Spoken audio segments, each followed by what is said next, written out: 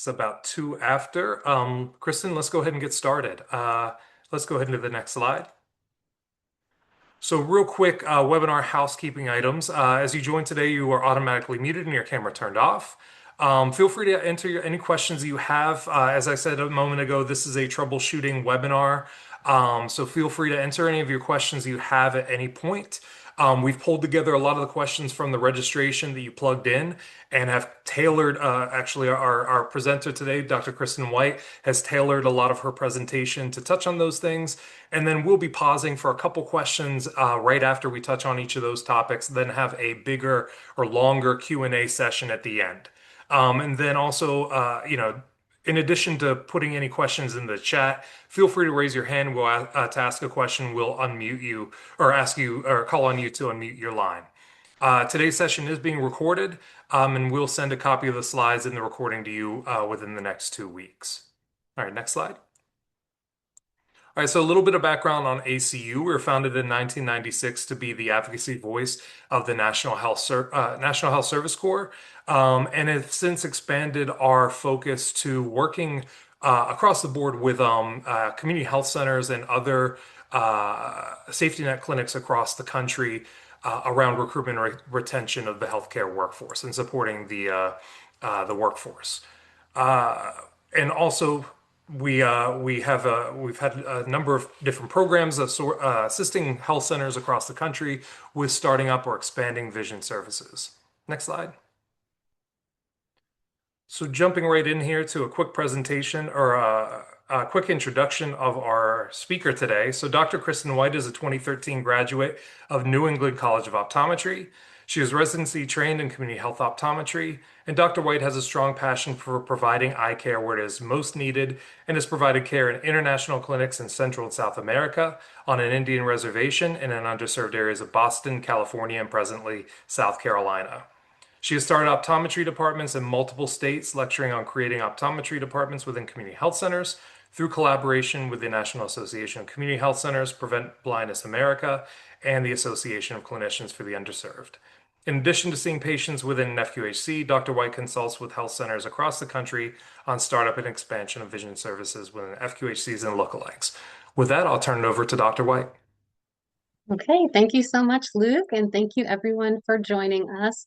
As Luke said, I tried to tailor the questions that everyone had submitted in registration to, I tried to tailor my slides to those questions. So we have people who are really in the very early development or pre-planning stages. So we'll start off there. And then I know we have lots of people who are well into providing vision services and have more high-level questions. So I hope that we cover a lot of those. As Luke said, I really want this to be for you and to answer what questions you have. So please put those in the chat and we hope to answer that for you today.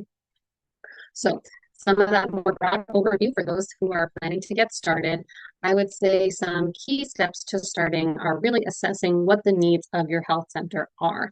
So how big is your health center? How many patients is your medical department seeing annually?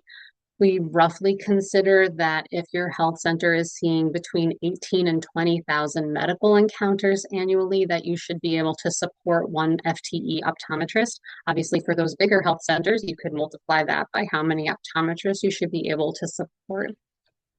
One FTE would see roughly 2,500 to 3,500 patients annually. And again, that's at a volume of 10 to 14 patients a day. So that's not too much. That could, of course, be higher once the clinic is more established. When you're doing that needs assessment, you could be doing surveys with your primary care providers from what they're hearing from patients. You could survey your patients directly.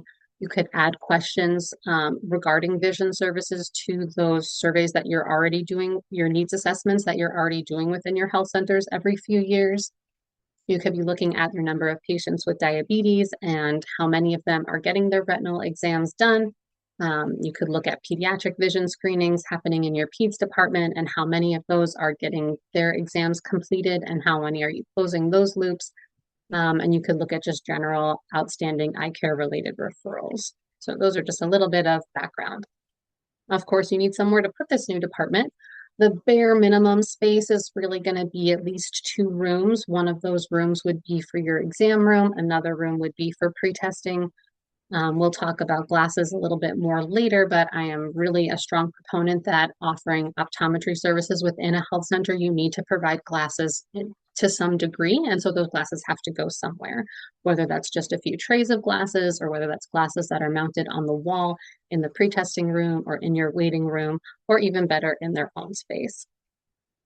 You can think about really where your needs are most. Is this going to be a school-based clinic? Is it going to be within one of your primary medical locations, or might it be a mobile clinic if you have a lot of locations that are very dispersed? A school-based clinic cost would roughly be about $50,000, moving up to closer to $140,000 for that more full scope medical care. A mobile unit costs more just for the van itself, typically. And sometimes you can get creative with shared spaces and things like that. Some other things to think about in your broad strokes are that you do need obviously approval from your board for starting a new department, and you'll eventually need to get HRSA expansion to include the new service line. That is a triggering event for increasing or renegotiating your PPS rate as well. Keep in mind that HRSA scope expansion does have a timeline on it, so you don't want to apply for it too far in advance if you're not actually in the process of developing the department, because you don't want to miss your deadlines. I think some really important steps to success are communicating with other departments. No department or no health center wants to invest in this brand new department and have a doctor sitting there and have them just be not seeing patients, have them be bored. So I really think communication within the departments is so crucial. Setting up an internal referral system, who can schedule? Is it only the optometrist receptionist who can actually have access to that schedule? Or is there a call center who has access? Or can medical staff schedule patients for optometry? How's that going to go? Setting up that schedule and making sure that all your team players, all your key players across departments are sure of how to get people into this department. I think the optometrists directly connecting and meeting the PCPs and pediatricians, behavioral health, by being included in provider meetings is great, because it's a really good reminder to those other providers what optometrists can actually do. We can provide diabetic retinal exams. We can see kids who have headaches or failed vision screenings or blurry vision. If somebody walks in to see them with a red eye, maybe you should just schedule them or punt them over to your optometry department, or somebody comes in with an eye injury. Probably better just to filter it that way. So having really good communication and relationships with the other departments. And then I think, a lot of health centers have multiple locations, so having internal marketing at all those other locations to explain this new service you're offering, as well as external marketing to the rest of the community. I would say most health centers tend to start offering optometry services only to their existing medical patients. And then depending on how quickly it's getting busy, they will decide when to open those doors to the rest of the community.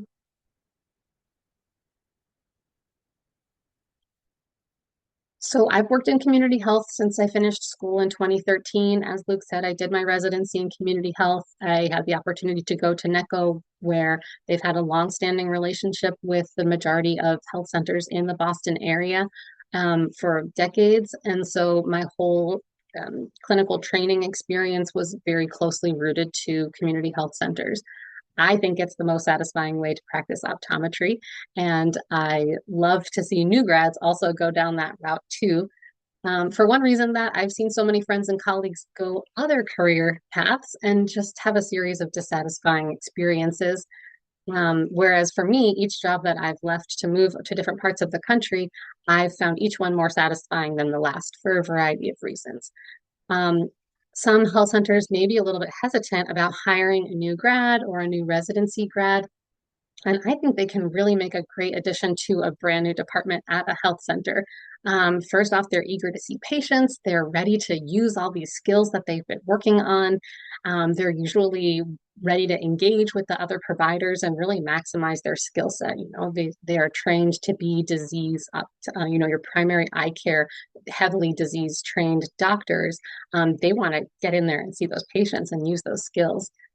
They're often much more flexible also to working in a variety of settings. So you're going to already have an existing EHR. You're going to have ways that certain things happen, and they're going to need to mold into the existing health center structure. And they've already done that because they've been doing that all throughout school, working in a variety of settings, different EHRs changing, just have a lot more ease with switching things around versus maybe somebody who's been in their own practice for decades and that's all they've ever known.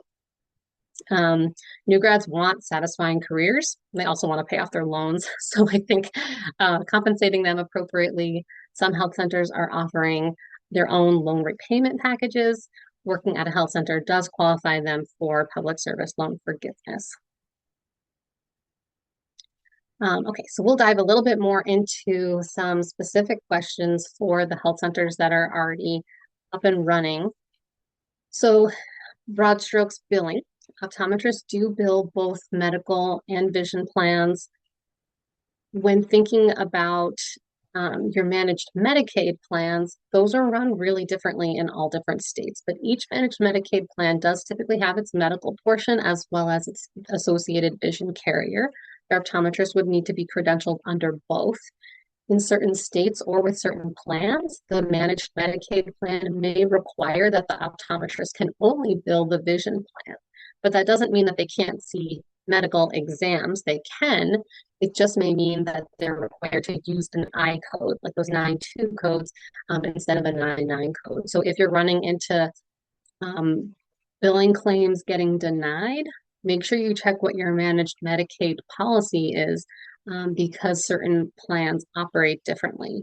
Even here in South Carolina, I think we have 6 or so managed Medicaid plans, and some of them, everything has to go to the vision carrier, even my medical exams, whereas others, it's billed more traditionally where the medical portion would handle the medical claims and the vision portion would handle the vision claims.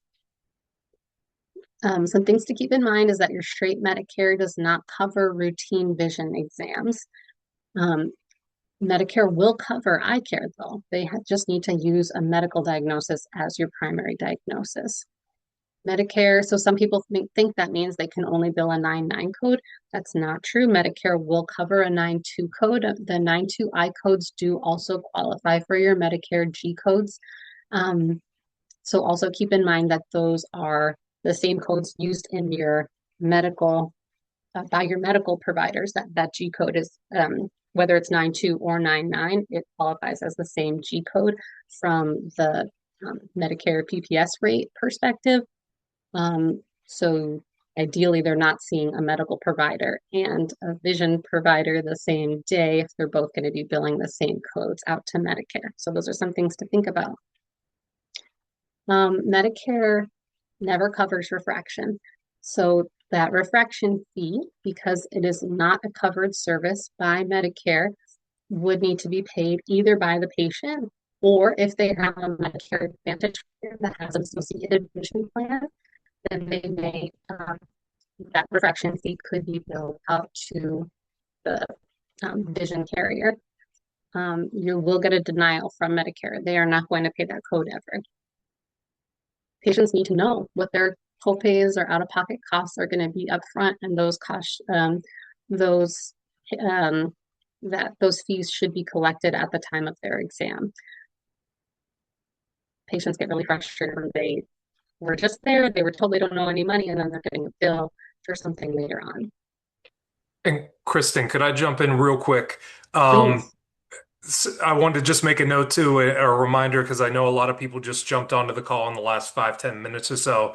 But just a reminder, if there are any questions that you have about, well, the billing piece that Kristen's going through right now, probably about 50% of people who registered for this webinar had questions about billing. So feel free to plug anything into the chat if you'd like, or feel free to raise your hand. And we'll, call on you to come off mute to be able to discuss any questions that you have. Just because, like as I said it earlier, and also in the description of the webinar, we really want this to be a troubleshooting type of office hours session. So if you have any questions, feel free to raise them while we're going through, and we can pause and talk about those. So any other questions? Oh, and I did see one as you were talking about Medicare. Medicare patients and refraction fee. One question did come in the chat about are you allowed to charge Medicare patients a refraction fee even when you're getting a wrap payment for the visit? I think you had touched on this, but just wanted to double check to make sure that we had Yeah, thanks. I think this is such a confusing point and one that a lot of health centers struggle with. I know in our FQHC optometry Facebook group, so many people ask about this all the time, and even my own understanding of it has been evolving. But because it's so your assumption is correct that typically because you're getting your PPS rate from Medicare, you're not able to bill patient for anything additional. But because this is a non-covered service from Medicare, you can bill the patient that, and you should be billing the patient because you're billing your other patients for that refraction fee. Um, please let me know if I can clarify that further. Um, I'm going to just keep my chat closed, and Luke, I'll continue to let you voice any of the questions from there as we need to throughout. Otherwise, we can address them at the end. And one other comment came in from Janet Leisure. With Medicare only patients, they need to sign an ABN first so they are aware they have to pay for the 92015. That was just a comment. Yeah, that was just a comment. Wanted to Okay, flag that yeah, for anybody who might not be monitoring the chat as well. okay, thanks. I'm not 100% sure on that point, but maybe I can do a little more research and then clarify once we send out the slides. Um, so we did get a really good question um, in the registration questions, which is if you're receiving or because we're receiving our PPS rates for Medicare and Medicaid, is it really necessary to bill our special testing, which would be your OCTs, your visual field, and your fundus photos? And I'm going to say yes. I think it is still important that we're billing those. I would say one, for correctness and completeness, we should be billing all of our patients in the same way. Whether you're getting reimbursed something or not, I think our charts should be showing the testing that we're doing, not tailoring that to billing some patients for a test and not others. And Medicare will reimburse you fee-for-service rate over and above your PPS rate for some of your special testing. So that's something to keep in mind too. You could be losing out on some revenue there. So a lot of health centers have questions about sliding fee. We don't have to overcomplicate it in terms of the um, pricing for each slide scale. If your medical patients for slide A pay $20, then your optometry slide A should also pay $20. You can keep those numbers the same. You don't have to make it a new fee schedule. There's kind of three different ways that I've seen this done. What I do is what's listed first here is that we kind of have some bundles work together. So your exam codes and the refraction together. So either your 9.2 or your 9.9 codes and the refraction, any of those that get billed are all bundled at one flat price. And then if we have somebody come in for special testing, say they're coming back for a glaucoma workup and they're going to do a visual field and an OCT, so we'll be billing an office visit as well as those procedures. We bill two copays. We bill an office visit copay and we bill a procedure copay. So instead of owing their $20 in that first example, they would owe 40 if they're coming back for that extra testing. I'm not saying that's how you have to do it, but that's one way that it's done. Other health centers just do one flat rate, regardless of what they're coming in for. So that's really easy for the staff. You may be losing out on some additional revenue. Maybe that's not the priority in that instance. I know we're not trying to make a ton of money on our slide patients, but it does take the provider quite a bit of extra time sometimes to review all those additional testing that gets done when people have eye diseases, and so you're missing out on that revenue and that time not being compensated for it. I've seen other health centers where each individual code is discounted down by a certain percentage.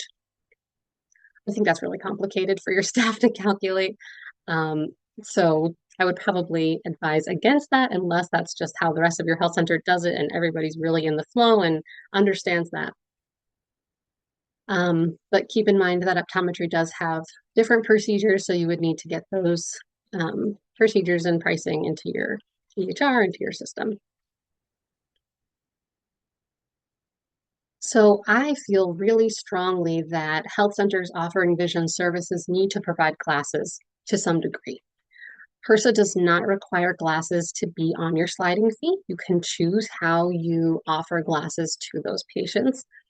I recommend that for your slide patients, you offer them a free pair of glasses, one pair per year, through a program called Changing Life Through Lenses, which is available for anyone. Any health center or optometrist can create an account on their website. When you provide a $100 donation, you would get a kit of, I think it's 25 or 30 frames that your patients will try on. And then you go into their portal and you order the glasses. And other than that initial donation for the frame display kit, you don't pay anything else. They'll ship the glasses to you free of charge. And you can use that for as many patients as you need. Any of your slide patients would qualify for that based on income, but you don't have to provide any of that income to that other organization. So it's a really great program, one we use a lot. We have a lot of uninsured patients at our health center. Um, for the rest of the optical, you can think about again what your needs are. You know, we've done some that are school-based or smaller health centers or smaller departments, and we may just keep the optical tailored towards our sliding V patients and Medicaid patients. You know, I think across the board, those are really the patients that we're all most concerned with not having very many other options of places to go when they get their glasses prescription. And really, from the patient perspective, the glasses, getting their glasses is the most important reason that they're coming in for their exam. So if they just leave with a piece of paper, they don't really know where to go with it or what to do with it. That's really unsatisfying to them. That doesn't actually meet their need. In other health center locations, whether that's because they're more rural or because they're bigger, they may have multiple doctors, or just based on the needs of the area, they may have more of a full scope optical. And so that would mean that you have options for an inexpensive self-pay patients, you have glasses for Medicaid, and you have glasses that would be available for those commercially insured patients. I think that's really important to consider what your goals are with the optical. You know, who else is in your area selling glasses? What insurances do people have? Is there a private practice right down the street? Are there 10 commercial places, you know, within 10 miles of your office? Maybe you don't need to take vision plans, you know, commercial vision plans if that's the case. But if not, then you might consider, you know, if you're the only doctor in your county or on your island, MJ, then you may need to be providing more services, or you may not. Um, Keep in mind your Medicare Advantage plans offer vision plans. So they offer commercial vision plans for your patients. So even if you're looking at your patient payer mix and saying, well, look, most of my patients are either uninsured or they have Medicaid or they have Medicare. So we don't need to worry about contracting with any commercial vision plans. Well, your Medicare Advantage patients, which a lot of people are moving towards and not even realizing that it means that they're foregoing their regular Medicare, they do offer vision plans. So that's actually the reason why we accept commercial vision plans at our health centers, because we have a big senior population and they have a vision plan. They want to be able to get their glasses. It would be really inconvenient for them to have to go somewhere else after they've already driven to come see me, find somewhere else who will take that plan. So really the optical can be just so tailored to what your patient's needs are. I always recommend that there's some inexpensive self-pay option for patients, usually working with a local lab, can provide frame and lenses often at a packaged or discounted rate that you can pass over to the patients. And I really love setting up opticals. So if you have more questions or want to talk more about that, definitely feel free to either chat about it now or you can email me afterwards. It's definitely fine. Contact lenses are another area that we get a lot of questions about. Um, it's not required that you fit contacts at a health center. You may, but smaller offices, if you have limited space, limited staff, you're probably not going to offer that, at least not in the beginning. And that's fine. I think for the whole department, you need to think about what the goals are. If the goals are primarily providing medical eye care and glasses for your patients, because that's more what's medically necessary, contact lenses are always going to be an out-of-pocket expense or billed to commercial insurance plans. That's generally not something covered by Medicaid. Um, that may or may not fit your patient needs.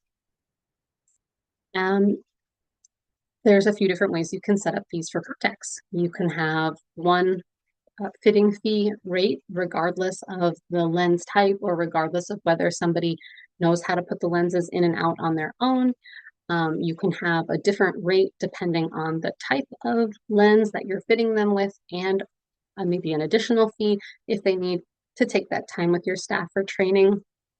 Um, Keep in mind that whatever you charge for that contact lens fitting fee, that's going to cover often multiple visits. Some of the more complicated contact lens fits are going to require patients to come back, but they're not charged each time they come in. They're charged for that initial fitting.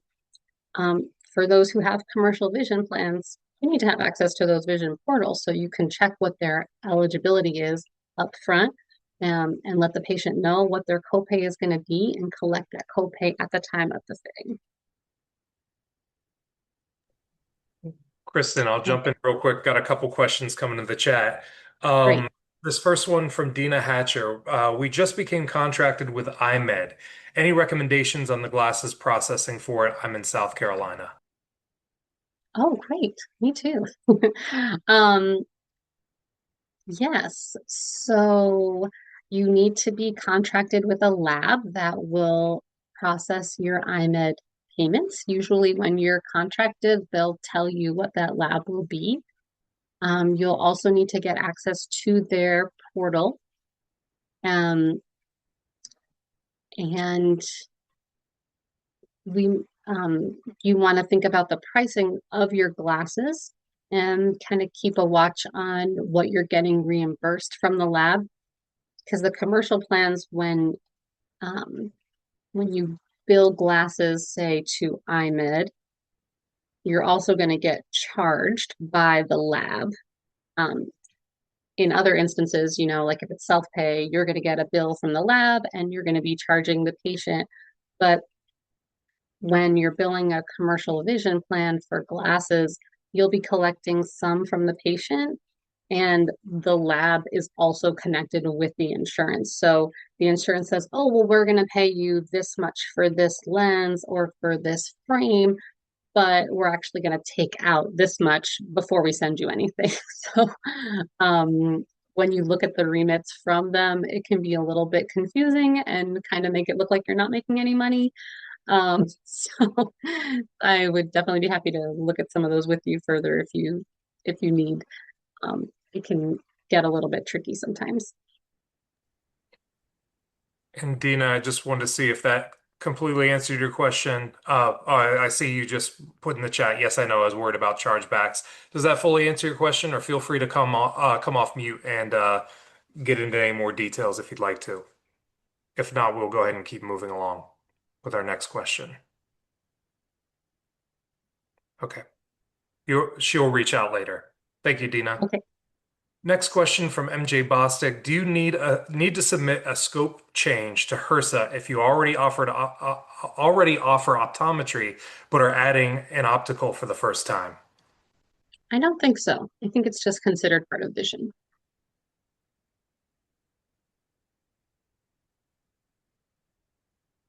Probably have to double check that, but my initial reaction is I don't think so. And feel free to, well, I see that you put in there, thanks, MJ. Feel free to chime in or put in the chat if you have additional questions that come off mute. Other than that, we'll go ahead and keep on moving to no-shows.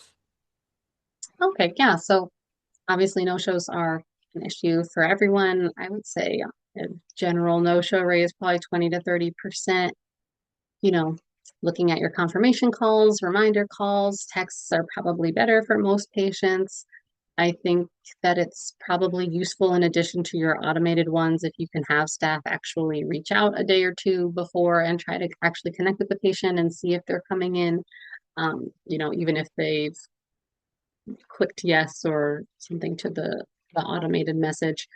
Um, it seems like sometimes with the automated messages, people may hit the wrong button and may confirm when they're not when they meant to cancel, or they may cancel and then show up, and so appointments can get tricky.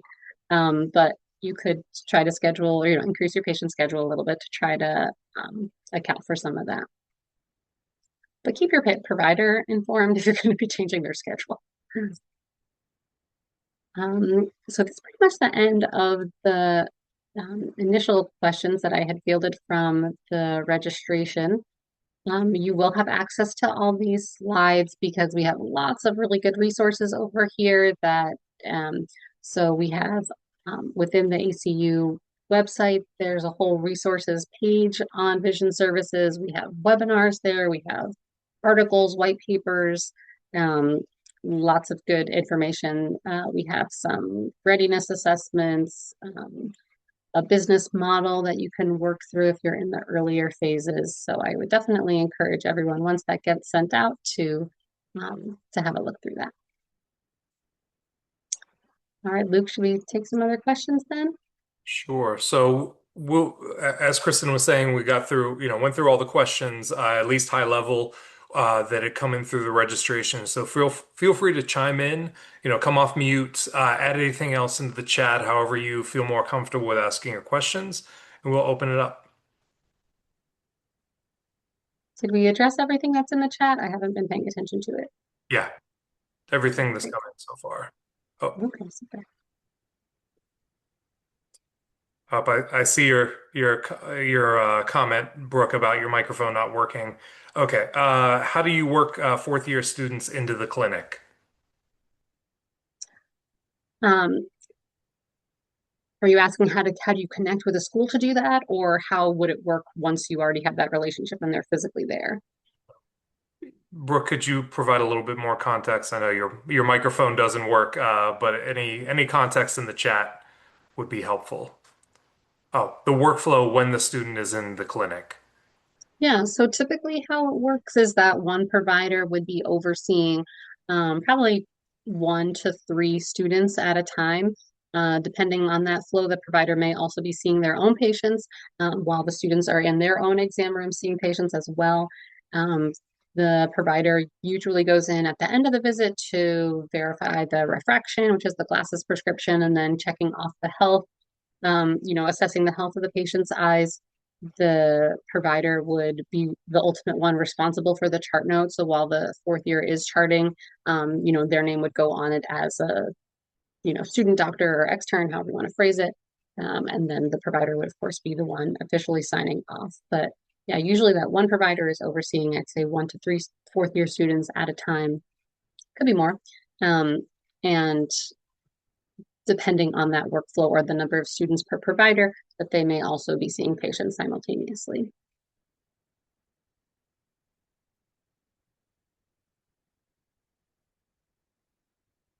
Yeah, I think it's great having students in the clinic. I mean, it's such a win-win. We were looking recently, Luke and I, at how which states have students in health centers, and it was really discouraging that not every state that has an optometry school is doing a good, not every state is doing a good job with getting those students into health centers. So if you're a health center and you're in a state where there's an optometry school, I would really, really encourage you to connect with that school and try to form a relationship. In some cases, the school may pay part of the doctor's salary on your behalf because they would be adjunct faculty. So that could help from a health center, financial perspective. Obviously, you're going to be seeing more patients under that one provider. So that also helps from a financial perspective. But from the student perspective, you're giving them such great exposure, not just from the learning and disease side, but to this whole world of taking care of the whole patient and really taking care of patients who don't have access to vision services otherwise. So definitely reach out.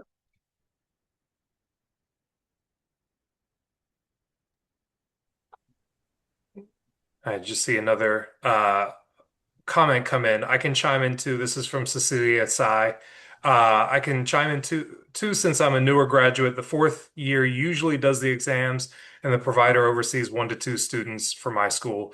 The student pulls back the patient, does pre-testing and the first half of the exam. They check in before dilating and then check in again at the end after posterior seg and specialty testing. The preceptor would assess the refraction findings and go in to check with the student and educates the patient. Thanks for chiming Thanks, Dr. Sai.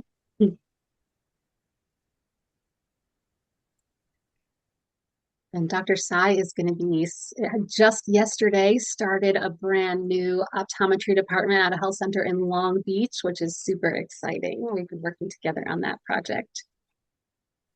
Yes, Awesome. exactly. Yeah. One thing I'll add too is, in addition to any questions you have, as you saw maybe in the description of this webinar, want to also have an opportunity for networking. So if I know sometimes people join these webinars via, or while they're in clinic or multitasking, so don't want to do round robin and call out people. But if you want to jump on, share, what your role is, where you work, what health center, what organization you work with. Feel free to come off mute, turn on your camera if you want to, and introduce yourself as well. We'd love to get to know who's on the call as well. Yeah, one thing we talk about, we have an ACU Vision Services Committee, and one thing we talk about for health center providers especially is that because most health centers don't offer vision services, that sometimes it can feel a little bit isolating, or you may not know what issues other people are experiencing in their health center. And so part of the goal of starting this webinar series is to be able to connect with other providers and other health centers doing vision services to share our needs and work through these questions and problems together. So yeah, if anyone feels like introducing, we'd be happy to get to know you. I can go. Mm-hmm. Hi, everyone. I'm Cecilia. I'm in Southern California, and as Dr. Wright was saying, I am helping the Children's Clinic in Long Beach start their optometry program. And so I work really closely with Dr. White, but I'd love to connect more with maybe doctors in California, just because I think California is a little bit different. Yeah, please reach out. I'll put my email in the chat. And yes, one thing that kind of drew me to this position is the PSLF eligibility. After 10 years, your federal loans are forgiven, so not your private loans. You have to recertify every year and do the application every year. So you have an application you initially do for the PSLF eligibility, and then you do a separate application to send to your employer. So that would be the community health center. And every year, just mark your calendar, it's going to be the same month. You have them recertify for you. And then as long as you're making qualified payments, that will count towards your 120, that golden number, so that you can get your loans forgiven in 10 years. And that's and FQHCs do qualify for this. So yeah. Mm-hmm. Great, thank you. Hey, I just wanted to introduce myself also. So we also just expanded our department. We've actually been in this FQHC for almost 10 years. And in the last year, we have expanded. We've brought in a more full-time provider. But with that also came the need to add more of a full optical, adding the private insurances, commercial insurances. We were already providing glasses for a lot of the Medicaid patients. Mm-hmm. And right now, one of our biggest hurdles is finding a way to incorporate the contact lenses. As contractually, we do have to be able to provide that for, like I said earlier, IMAD. And just trying to find a way to navigate between VSP because some of the supplement plans are contracting to them also. But just wanted to give a little bit of that type of information. Would love to connect with anybody with any other information. So far, we have been doing great with the expansion, but billing and all that fun stuff can sometimes be a little daunting when Yeah, and expanding what's a your role? department. Thank you. What's your role at the health center, do you know? Currently the department manager. Okay, great. Yep. And what state are you in? I'm in South Carolina. I'm in the Georgia-South Carolina border. Is that Uh, rural health services? it is, yes. Okay, great. Yeah, I heard that you guys were doing vision services, so I would love to chat more. I think my email should be somewhere in all of this presentation here. Definitely feel free to reach out because I know, South Carolina, all those specific things with our Medicaid and things. So I'd love to chat more Right, about that. yes. Hmm. And again, just I've been looking for somebody else in South Carolina to be able to get bounce some ideas off of because we do want to continue and be able to expand it to some of our other offices because we have um two other buildings that have Great. pediatrics departments that would be Uh-huh. amazing to incorporate too. Yeah, yeah. I think there may only be one other health center in South Carolina doing vision. So Yeah, yeah, good job. Glad you guys expanded. thank you. Mhm. I'll pause here, see if anybody else wants to come on. Oh, I see MJ. Go ahead. Hey, I'm MJ Bostic, and I'm the optometrist at Lanai Community Health Center, where we serve the smallest island in Hawaii, and we're the only vision provider here. I wanted to comment real quick on Janet's mention in the chat about ophthalmology. Here we refer all patients out, but I wanted to comment on some of my experience working with ophthalmology when I was the director of an FQHC in the Bay Area. I think that ophthalmology, in my opinion, is a little bit difficult to sustain at FQHCs just because of the costs of employing ophthalmologists, but there are definitely, some creative ways that you could partner with ophthalmology as opposed to just a referral pipeline. For example, when I was in the Bay Area, we partnered with the ophthalmology residency program at California Pacific Medical Center. And they're the residency program that staffs the San Francisco Lions Club.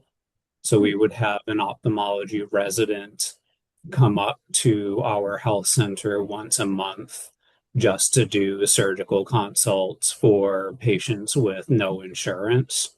Hmm. So that way it would save them a trip or two to San Francisco. They could at least have the consult done at our health center, and then they would just have to Mhm. go to the Lions Club facility in San Francisco just for their biometrics and then the procedure itself. And then they could actually come back to our health center in the North Bay for their post-op. So I would recommend looking into, if there's any ophthalmology programs associated with your local Lions Club or any other ophthalmology residencies in your area that might be interested in providing community care. Mhm. Yeah, that's great. Thanks for sharing that experience. You're welcome.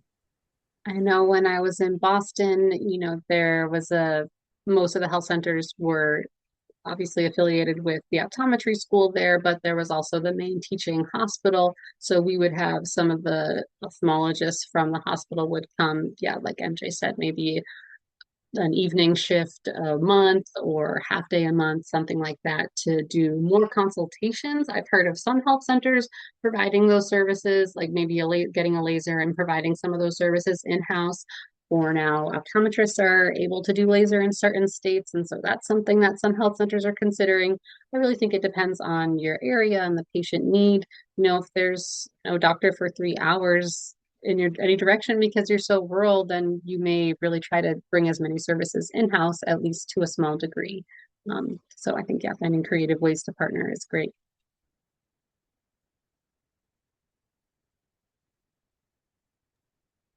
I'll go ahead and jump to a couple of the comments that came in the chat, and then as we wait to see if anybody else wants to jump in. But from Kevin Cornwell, on the topic of new grads and student loans, some FQs are affiliated with the Indian Health Service, which would qualify the OD for IHS loan repayment as well. Thanks so much for sharing that, Kevin. And then scrolling through to see if there's something else. And Laura Thyman had mentioned, I have been working with students since 2012 from OSU Optometry School, and it's Great. amazing. Thanks for jumping in. Yeah, so glad you're doing that.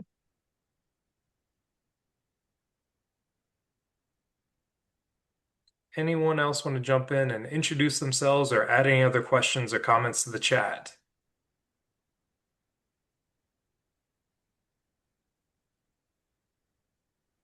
One thing I'll add too is, as Kristen was talking a little bit about ACU's Vision Services Committee and how we kind of do a round robin update and introductions of everybody who's joining the call.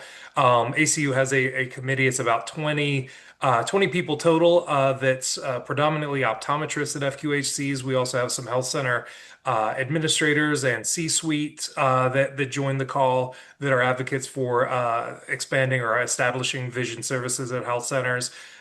We have a few people joining who are ophthalmologists, and we also have other advocates joining these calls.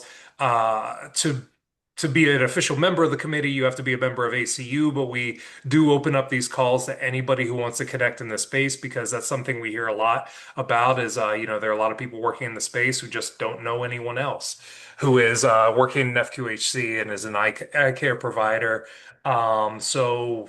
Please feel free to reach out and let me know if you'd like to get added to the list or added to our invitations for 2026, which I'll be sending out here in the next couple weeks. But want to make sure that everybody's aware of that opportunity as a way to connect with others in the space.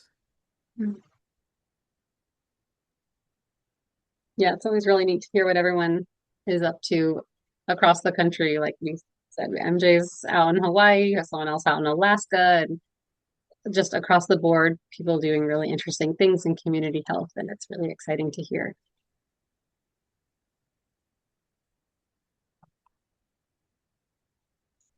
As we start wrapping up here, and let me jump here. I want to open up another poll real quick as we wait to see if anybody else has additional questions. And see, just get some feedback on what you thought or how this, this question and answer session has been, how much of this helped you change knowledge across all these different topics that we touched on. If you could take just a few seconds to fill this out, this helps us a lot for planning future content like this, or if we want to change and provide different formats and dive in deeper on some of these topics, it's extremely helpful for that planning. We'll give it another minute or two just to fill out that evaluation, and then also, if anybody else wants to dive in or jump in and come off mute and introduce themselves or ask questions, please feel free to do so.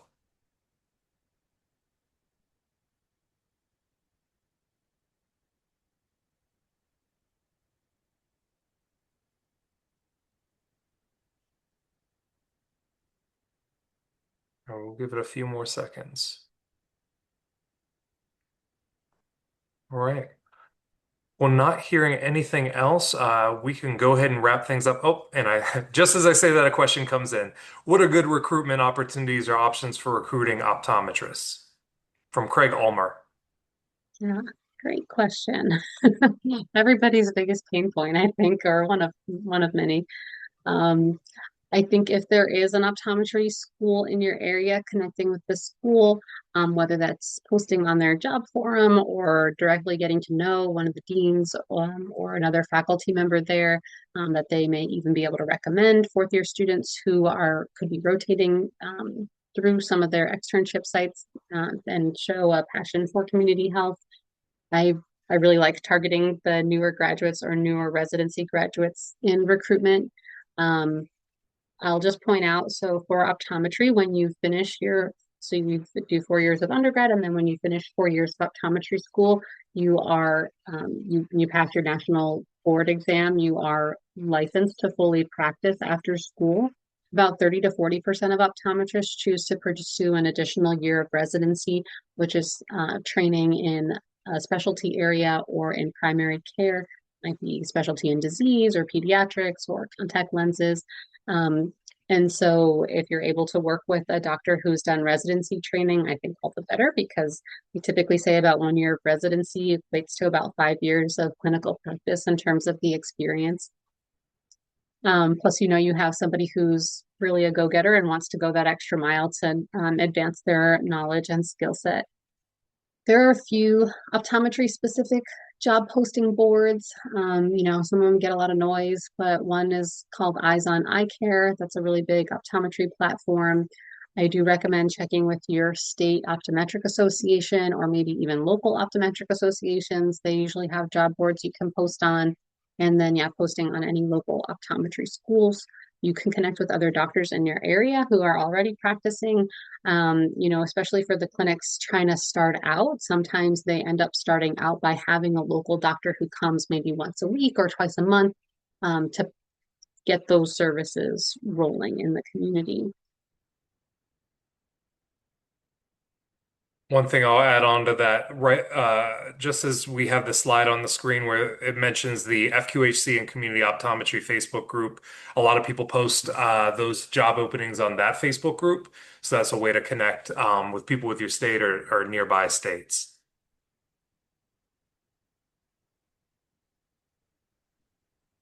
All right. Well, with that, as I was saying a little bit earlier, we'll go ahead and wrap things up. Thank you all. Appreciate you all joining today's webinar and troubleshooting session. Dr. White, appreciate you jumping in and sharing your knowledge and expertise. And we will, like I said earlier, if anybody is interested in joining a future call for ACU's Vision Services Committee and connecting with other people in this space, please feel free to reach out to me and I can get you added to those invitations. Thank you all again. Hope you have a great holiday season, and we'll see each other in the new year. Take care. Yeah, thank you, everyone. Thank you.